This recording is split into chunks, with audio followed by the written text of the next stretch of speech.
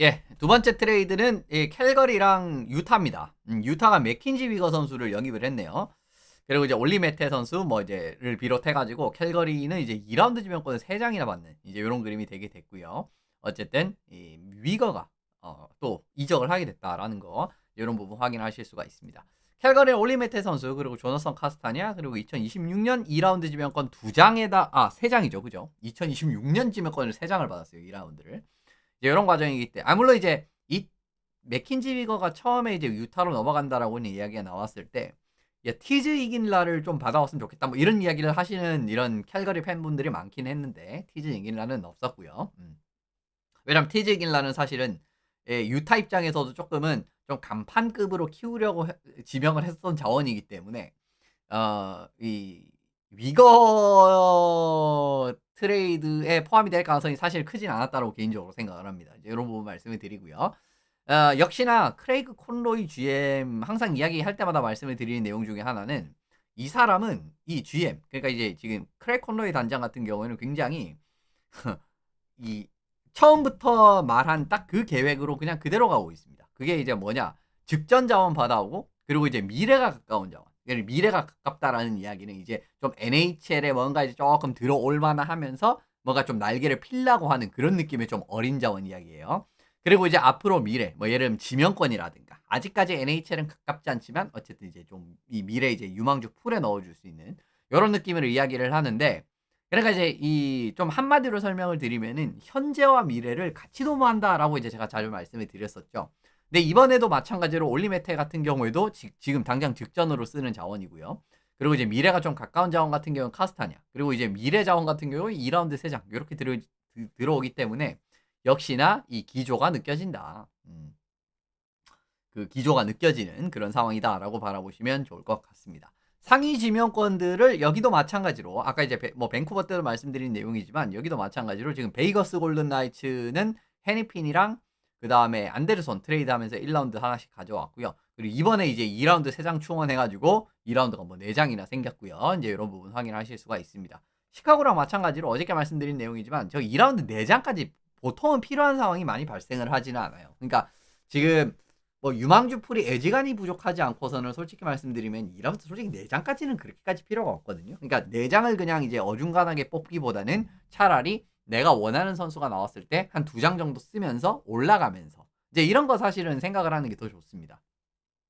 그래서 마찬가지로 트레이드를 해서 순위 상승 가능성 상당히 높아졌다라고 말씀을 드리면 좋을 것 같고 이번 트레이드에서 좀 돋보이는 점은 셀러리 캡을 덜어내지 않았어요. 그러니까 이제 위거 정도 되는 어떻게 보면 좀 긴 계약이라든가 이런 계약을 또 트레이드를 하면은 어느 정도 이제 뭐 셀러리 캡을 조금 들어준다라든가 이제 그런 상황이 또 나올 수도 있는데 전혀 덜어주지 않았습니다. 그러니까 요거는 또 뭘 의미를 하냐면요.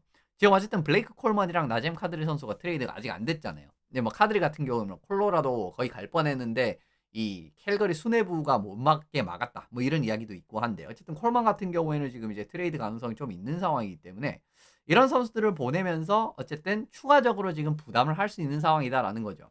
그러니까 어, 총 3명까지 이제 샐러리를 덜어줄 수가 있습니다. 그러니까 한 팀에 3명까지 3자리가 있다라고 보시면 돼요. 근데 지금 이제 2자리를 쓰고 있거든요. 안데르손 트레이드 할 때 지금 쓰고 있고 그 마르크 스트램 트레이드 할 때 쓰고 있는데 물론 이제 올해 끝나면 이게 없어집니다. 계약이 만료돼서 올해 끝나면 이제 없어지는 내용이지만 그러니까 한 자리 더 지금 올해 당장 쓸 수 있다라는 거예요. 근데 이제 올해 아까 말씀드린 대로 뭐 블레이크 콜먼 같은 경우에는 아직도 트레이드 가능성이 좀 있는 자원이기 때문에 이런 부분을 생각을 해보시면은 콜먼 트레이드 왜냐면 이제 콜먼 같은 경우에는 지금 26, 27 시즌까지 계약이 이어지는 상황이라서 뭐 다음 시즌까지만 부담을 하면 되는 거잖아요. 이제 그런 그림이 되니까 한번 지켜보시면 좋을 것 같습니다. 예, 또 이제 그 콜먼을 또 이제 이 셀러리 캡을 또 덜어내주면은 당연히 패키지의 가치가 또 올라가기 때문에 이런 과정에서 한번 지켜보시면 좋고 콜먼 같은 경우에도 이제 어느 정도는 뭐 템파베이 이야기도 있고 원래는 댈러스 이야기도 있었던 것 같은데 뭐 번팅 영입했으니까 좀 없어졌다라고 봐야겠죠. 이런 이제 자원인데 과연 어디로 갈지 한번 지켜보시면 좋을 것 같고요. 유타는 위거 선수를 영입을 했습니다. 예. 위거 선수를 영입을 했고요. 뭐 영입 목적은 탑4를 좀 공고화하겠다라는 이제 좀 목적성이 돋보이지 않나라고 이제 말씀을 드려봅니다. 그러니까 역시나 이제 팀 수비진에서 이제 1, 2 라인 자원들이 매우 중요하다라는 말씀을 자주 드리는 편인데 요런 부분을 조금 확실하게 공고화했다라고 바라보시면 좋을 것 같고요. 위거 선수 같은 경우에는 공수 양면에서 굉장히 적극적인 경기를 펼치는 선수죠. 뭐 공격에서도 이제 퍽 간수라든가 뭐 자기 힘으로 좀 운반이라든가 이런 것도 할 수 있는 선수고 그리고 수비 상황에서도 이제 보드 근처에서 경합이라든가 아니면 이제 적극적으로 이제 좀 이 부딪히면서 부대끼면서 이런 수비도 이제 좀 많이 하는 편이기 때문에 공수 양면에서 꽤 도움이 되는 자원입니다. 그래서 일반적으로 이제 위거 선수는 탑4 수준에서 좀 무난하게 꺼낼 수 있는 자원 중에 하나예요. 그러니까 뭐 공격형 수비랑 조합을 맞춰줘도 나쁘지 않고 수비형 수비랑 이제 맞춰줘도 나쁘지 않고 그냥 이제 비슷한 투웨이 선수들이랑 맞춰줘도 나쁘지는 않은데 이런 과정에서 이제 좀 어떻게 보면은 한 자리 그냥 위거 같은 선수 들어가 있으면은 또 큰 걱정 안 해도 되는. 물론 이제 아주 큰 걱정까지는 아닌데 이 선수의 저는 한계를 옛날에 플로리다 있을 때 많이 봤기 때문에 그래도 이제 이 정도라고 하면은 제가 봤을 때는 괜찮은 자원입니다. 그 부분 말씀을 드리게 되고요. 현 시점에서 유타 수비진 계약 상황 살펴보시면은 세르가초프랑 위거가 2031년까지 그리고 더지랑 슈미트 2028년 그리고 머리노 선수가 2027년 그리고 이제 이영컬 선수가 2026년 올 시즌 끝나면 계약이 만료되는데 어쨌든 지금 보시면은 세르가초프, 위거, 뭐 머리노 재계약한다라고 치면은 머리노, 더지 그죠? 요렇게 4명은 좀 탑4로 가져갈 수 있고 만약에 이제 머리노랑 더지가 조금 이제 한계가 보인다 싶으면은 트레이드로 또 이제 이 자원을 바꿔도 괜찮고요. 근데 어쨌든 이제 좀 구색이 좀 상당히 괜찮은 수비진이 구성이 될 수 있다라는 부분을 하나 확인하실 수가 있습니다.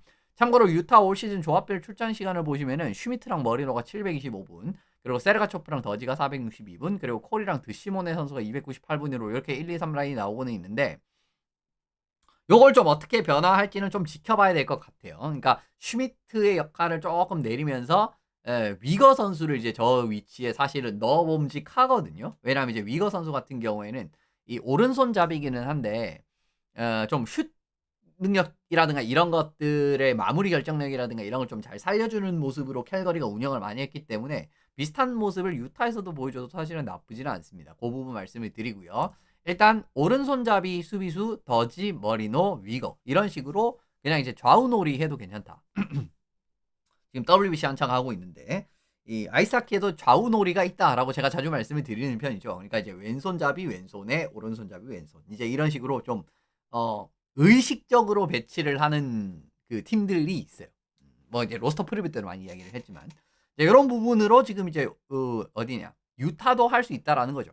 물론 이제 더지 머리노 위거 중에 하나를 잠깐만요.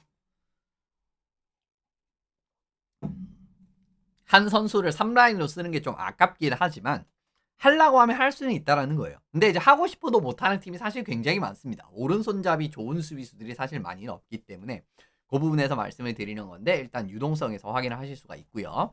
근데 이제 좀 득점 감소치가 좀 보이기 시작을 한다. 이거는 이제 좀 좋은 소식은 아니죠. 어쨌든 이제 위거의 그런 공격적인 능력도 어떻게 보면 이제 위거를 이렇게 데려온 이유 중에 하나인데 그리고 이제 캘거리에서 23, 24 시즌에 보여줬었던 그 많은 골을 넣었었던 20골 넣었었잖아요. 이 시즌에.